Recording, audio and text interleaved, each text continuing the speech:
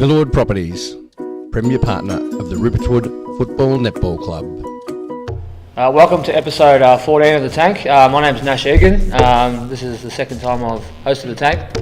Back in, I think, round 4 was the other one. On tonight's show, we're going to review all the results from the big local derby against Sunbury. We'll catch up with the man with the biggest hands in the world, Damon Cerini. We'll also touch base with under 19 goal kicking machine Jacob Chahine, already notched up 50 this season so far. 60 seconds with Feats returns, and we'll bring you up to date with all the going-ons around the club.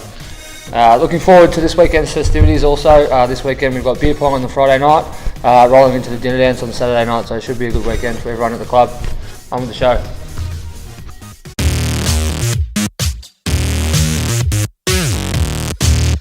Okay, in round 13, Rupertwood 8-13-61 defeated Sunbury 3-11-29. Under 19s, Jake Sutton and Lucas Sultana amongst the goals, and Aussie Cicero back in the best and his first game back in the seniors. In the reserves, Rupertwood 19-16 demolished Sunbury 2-1-13, with Mark Young the best of 12 goal kickers, and Mark Young named as the best, Rupertwood sitting 4th on the table. In the under 19s, Rupertwood 21-11 defeated Sunbury 2-4, with Mitch Johnson and Jake Chahine 4 goals amongst 13 goal scorers. Kyle Tucker best to field. Rightio, here we are with senior coach Nick Ash. Interesting game of footy to say, Nick, today. Yeah, it was pretty scrappy considering the weather conditions. They certainly come out, and obviously they're a side that always lifts when they play Rupertwood, cross-town rivals. I just thought that we're just slightly off today. I just thought we fumbled a fair bit, overran the ball. Just really couldn't get our game going. It didn't matter what we tried to do. We just looked a little bit flat. We've stepped training up this week, and we'll do it over the next 2 weeks. We're doing a 3-week training block where we want to try and get a bit of work into our boys, running wise before the end of the year, and then taper off come finals. But not sure if that had an effect. But obviously, it's something for us coaches to look at and see where we go from there. And unfortunately, the injury curse has whacked us again. Yeah, young Dylan Pottlezak, probably in the first 5 minutes of the game, looked like he's got a fracture or a crack in the fib tuck. So fingers crossed. It's best case for us to be bone bruising, but I think it's a little bit worse than that. So sure that I'll send the message out like everyone else will to Dylan, but hopefully it's a quick recovery time and we get him back out there before the year's out. That's just pretty important to our side going forward. Boy appears to be turning up at the exact right time when we need it. Yeah, it certainly is, mate. We're going to train pretty hard this week, especially on the running component moving forward. Probably do the same the week after. Not sure if we'll go for a 4th week, but it's something to look at. And then obviously, hopefully we start to get a couple of these blokes back who have had out for injury over the next 6 weeks or so. Well, Legends Day today, we may be able to pull one of those guys out of the crowd for next week. We never know, mate. You never know. Beautiful. Thanks for your time, Nick. Thanks, mate.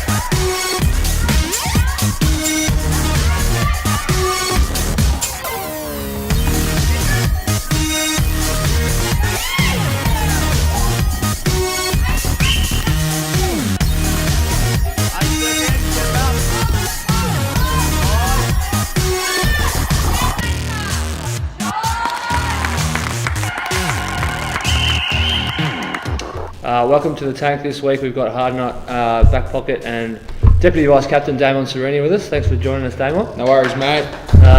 So we're just doing a little bit of get to know you for this interview with Damon. So tell us a bit about what you do for a job, Damon. I'm an electrician and a stay-at-home husband, so the missus has got me under wraps there. So yeah, very nice. Electrician. We know you do a few little fiddly jobs. Do you get any trouble with those big 2 lunch boxes you call hands?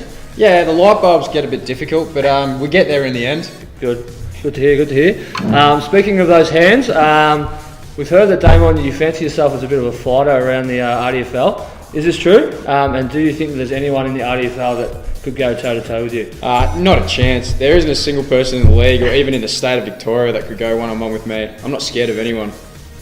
There you go. So everyone be on the lookout for Damon. Is it true though that you did use this intimidating tactics and you drove away our club water boy mascot and cold hero Aaron Nathan over the pre-season by telling him that water sucks and Gatorade is better? Yeah, I did. I really wanted more Gatorade and the man just wasn't providing, so I had to tell him to get nicked. Did you go toe to toe with him? I did threaten him with the lunchbox fist, and it worked. So, Good. Yep. Good work by you. Continuing on with this bullying theme that you seem to love, why did you make our senior coach Ashley spend $45 on a six-pack of Canadians after you got best on ground a few weeks ago, when you could have opted for the Melbourne Bitter option, shared them with the boys, but you went for the most expensive option and Ashley had to pay for it? Well, Ashley's coaching contract is double my player contract, so I had to get him back somehow. So suck eggs, Ashley, I guess. Yeah, there you go. Stiff for you, Ash. And this one here is a bit of a controversial one. Is it true that during the round 3 game against Anzac, or the Anzac Day game against Macedon, earlier this year, that you faked a hamstring pull off the bone at the start of the third quarter when we were up by about 6 goals because you had a holiday booked away with the missus that week and you didn't want to get hurt? Yeah, that's correct, mate. But I still think that I did rip the hamstring off the bone. Think it come off? Yeah, it completely tore off the bone. What did the scan say? Miraculously, I'm a quick healer, so Yep. it only took me a week to recover, so I was back out playing the week after. Good. So I could end up going away with the missus anyway, so Hamilton Island was great if the good. coach ever asked. Yeah, Beautiful. yeah, superb. Alrighty, luckily we got the win anyway. Yeah. So we'll just do now a bit of quick hand. So I'm going to say a question or a statement. Just give me the first thing that comes to your mind here, alright? So favourite Rippo coach? Dave Barry. Dave Barry, nice. Big one. Best rig at the club? Have to be Bluey. Yep, 100%. Yeah, I agree with that one. This one I know the answer for you. Jocks on or off in the shower? On can't be showing your bits, got to cover them. That's what you want to do? Yeah. Worst injury you've ever had? 2-day hammy off the bone. Yeah, that's a bad one. VB or draft? Canadian club. What comes to mind when you think of Paul Nichols? Fast start, yeah. Last start, yeah. And last one is, will you be the host of Shark TV next week? Sure, I'd love to. Yep. Beautiful, that's sorted. Well, thanks for joining us on Shark TV this week. Thanks, mate. Thanks for having me. Morfab Engineering, Platinum Partner of the Ripplewood Football Netball Club. Welcome to my co-host Damon Cerini down the front here. Well, welcome back to the tank, Jacob Chahine, for the second time this year. Welcome, thanks for coming. So another 4 goals on Saturday against Sunbury Kangaroos takes your season tally to 56. Impressive effort. How have you found the service from the boys up the field this year? Yeah, it's been pretty good this year. The forward line's been a lot open, just with me and Connor Franny up forward at the moment, and that's about it. There's no really small forwards with us, so there's heaps of room for us to lead into, and the boys are putting it on the plate for us. That's good. So taking a few big marks and stuff. Yeah. Beautiful. All right. Who would you say is looking after you the most? Sort of from the midfielders, who puts some lights out to you the best? Ben Ball. Ben Ball? For sure, yeah. That's good. So we've only got 3 games to go this year. So what are you sort of expecting and looking for as a team? And what do you think sort of how far you can go this year? Hopefully we can take out the flag this year, and as a goal, I reckon we want to try to beat Welland in the last round, so we finish on top. Yep. And then start our home game at Clark for the first finals, and then hopefully win that and go through and win the flag like last year. Building up to some success for later in the year. Yeah. So I found out during the week as well that you're still eligible for under 17s. Is that correct? Or? Yeah, that's correct. So it's pretty good effort for playing the under 19 and a half competition and kicking getting already 56 goals. How have you played any under 17s games this year, or you just sort of stayed? Yeah, I've played a couple against Diggers, I think, and I'm going to go give them a chop out this week against Northern South. Yeah. Finding sort of the difference between 19s and 17s? Yeah, it's a bit more scrappy with the 17s and a bit slower. Okay. Yeah. All right. Well, anyway, good effort anyway, because dominating up forward, big clunks and kicking a lot of goals. Good luck for the rest of the season. Thank you. Hopefully we'll put the leg on. Yeah, hopefully.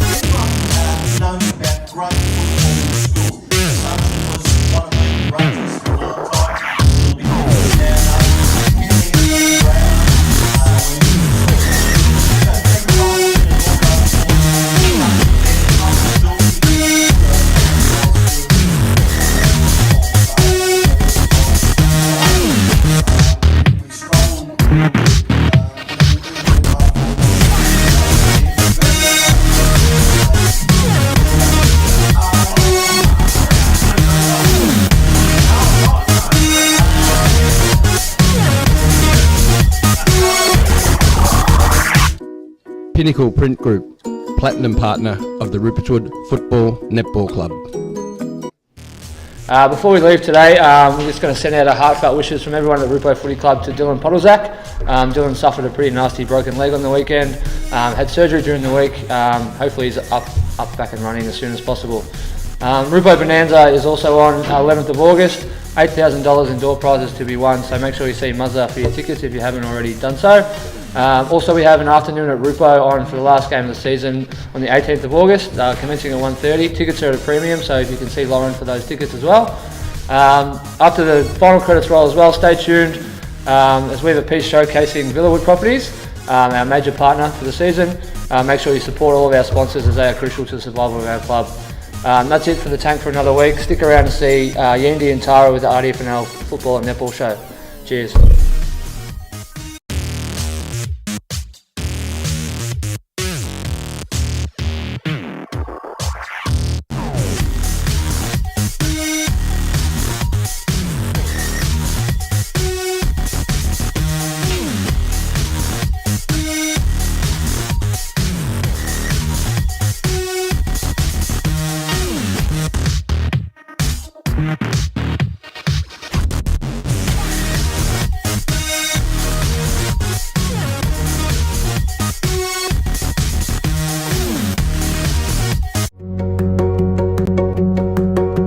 At Villawood Properties, we create communities with fun as our inspiration. Not only do we create vibrant communities, we support communities. 3, 2, 1, here it is, we're starting right. Whether the ones we create ourselves or the broader community and throughout. We do so with that unique Villawood combination of energy, creativity and community. Mum, can we live here?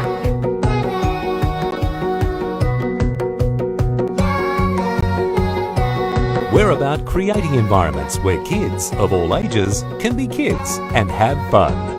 We create environments where you can put yourself on life's stage and get involved. Our communities and events are places where you can meet your heroes, whether sporting heroes or superheroes. Where there are no barriers to fun and where you can fly high.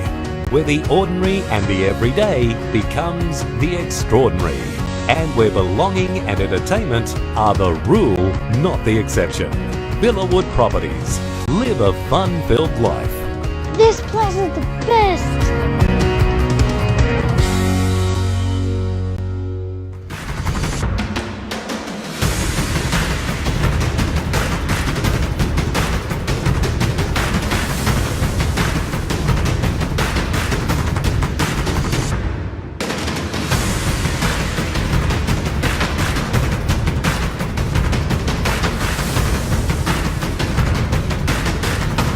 G'day and welcome to another massive edition of the RDFNL Footy Show. Thanks to On Time Delivery Solutions. My name's Genji. I'm joined by Tara Murray from the Star Weekly. Thanks for joining us. Thanks for having me. Certainly a big week in football. We had the split round of round 13 happened.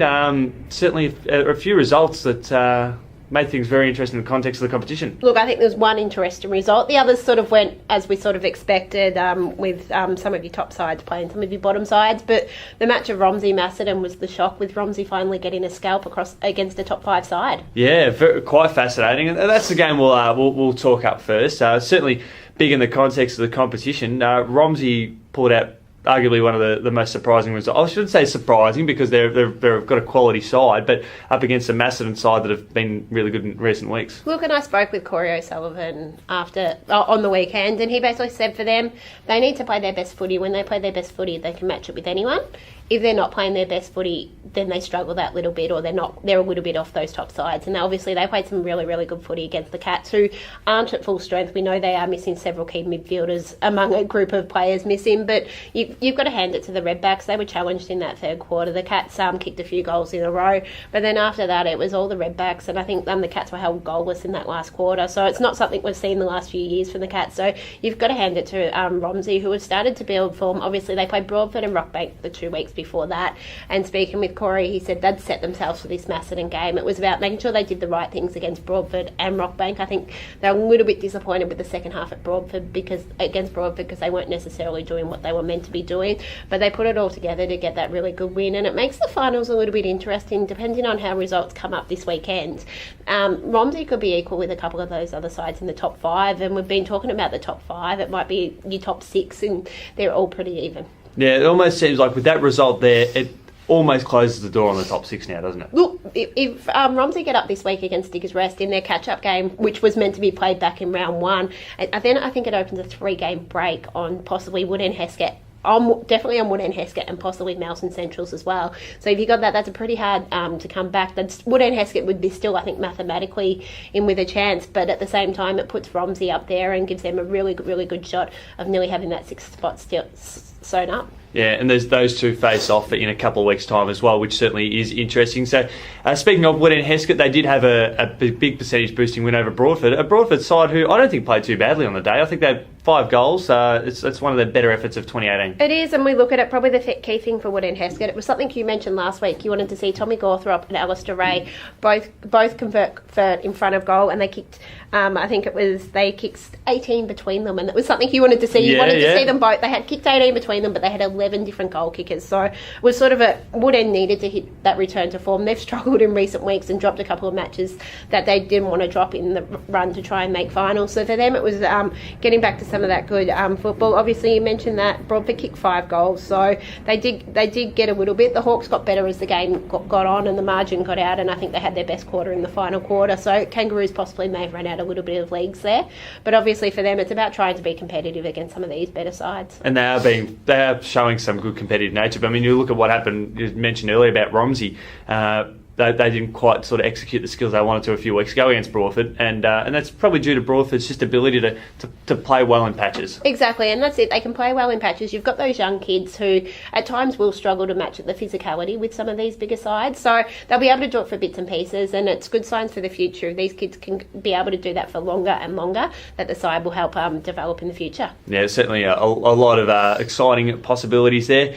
Diggers Rest took down Lansfield. Look, this is not a surprise. You've got Lansfield didn't kick a goal after quarter time, so it was a pretty big win by the Boroughs. I think it was 147 points in the end. You had Cam McCabe kick 7 goals. He likes kicking goals against these lower sides. I think it's his 4th bag of 6, and 3 of them have come across against the bottom 3 sides. So he's had some really good games against them. I don't know whether it's because he's playing in a different position come against those sides and they're trying a few different things, but it's a good sign. It gives them a different option go forward. They've got a number of key forwards, and he's another one that they can throw in the mix there. So pretty much as expected with a big win for Diggers Rest. Obviously Lansfield probably a little bit disappointed coming off the back of 2 wins, then only to kick 1 goal 5. They'll probably be a little bit disappointed with that. Yeah, something hopefully that they can bounce back on in the future. But for Diggers Rest, it is an opportunity to trial different things against some of these lower sides. But I'll be interested to see what they do with Cam McCabe come finals, whether they do push him forward a little bit more or whether they keep him more in the midfield. He's one of those players that is versatile. He can play in the midfield, he can play down back. He can be seen kicking the ball in from one end at one stage of the game and then be kicking goals to the other. That's just the flexibility that they have to use him. Where do you think, you've seen him play a few times, where do you think he's best suited? Well, generally when I've seen him, he's played more in the midfield. He might rest forward a little bit, and they've got a few players who can play both midfield and forward. Matthew Metcalf's another one. Yep. He plays a lot in midfield, but he can be really dangerous forward. You can even throw a Taylor Hind forward. He plays a bit of back, so does Cale Morton. So they've got a lot of flexibility. I think it might just depend on matchups and who they're playing, who plays where, because they do have those key forwards up forward as well. But you've got those other guys around them, and obviously with BJ Kilty out at the moment as well, he gives a different look down there and someone that can help out up forward. Absolutely right. The other game we'll look at is Rupert's Wood taking down the Sunbury Kangaroos. It seemed like a pretty hard fought contest with just 11 goals kicked for the day. It is. That's why you looked at it. You go, both teams were inaccurate as well, so they had made more of their opportunities, may have had a little bit more. But look, Sunbury was in the game for up until 3/4 time, but they did have 2 goalless quarters, so obviously Rupert's Wood didn't kick a lot of goals either, which sort of kept them in the game.